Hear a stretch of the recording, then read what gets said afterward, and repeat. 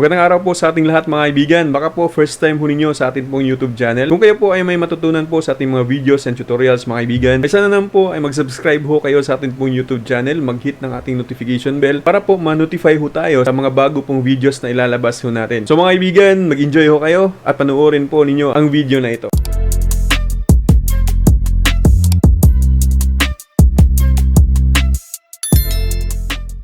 Mga kaibigan, ipapakita ko lamang po sa inyo yun pong ating ginawang config na dual ISP na gamit po ang Smart T at saka yung Globe mga kaibigan. So dalawa lang po yung ating pong ginamit ngayon. Ipapakita ko po sa inyo, speed test po tayo mga kaibigan. So ngayon, unahin natin na speed test yung PLDT or Smart.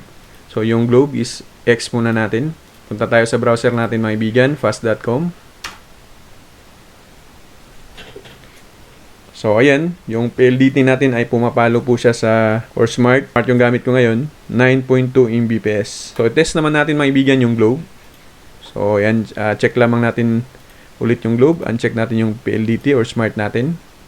Tapos, balik tayo sa speed test. Okay, so check natin mga kaibigan.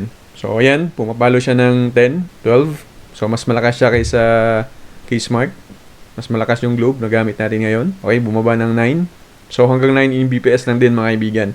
9.0 Mbps yung Globe natin. So ngayon, i-open natin siya mga kaibigan. So dapat nasa 18 Mbps, papatong po yan ng 18 Mbps mga kaibigan kapag na dual ISP na po yung na-on ho natin ngayon. Check lamang ho natin yung PLDT natin mga kaibigan. Tapos balik ko tayo sa atin pong browser. Speed test ho natin ulit. So ayan po mga kaibigan, pumatong po siya ng 23 Mbps. So dapat nasa 18 Mbps mga kaibigan, hindi bababa yung atin pong speed test ngayon kasi dalawa na po yung ginamit natin na ISP.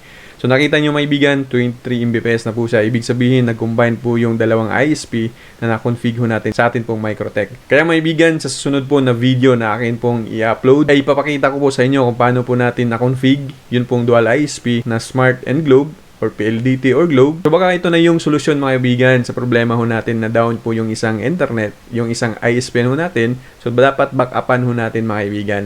Gamitan ho natin ng dalawang ISP para sasaya ang buhay natin. Again, kung kayo po ay hindi pa po nakasubscribe sa ating pong YouTube channel, nag-like ng ating mga videos, nag-hit ng ating notification bell, ay pahit na po mga kaibigan para po ma-notify ho tayo sa ating pong mga bagong video na i-upload. Magandang araw sa inyong lahat and God bless us all.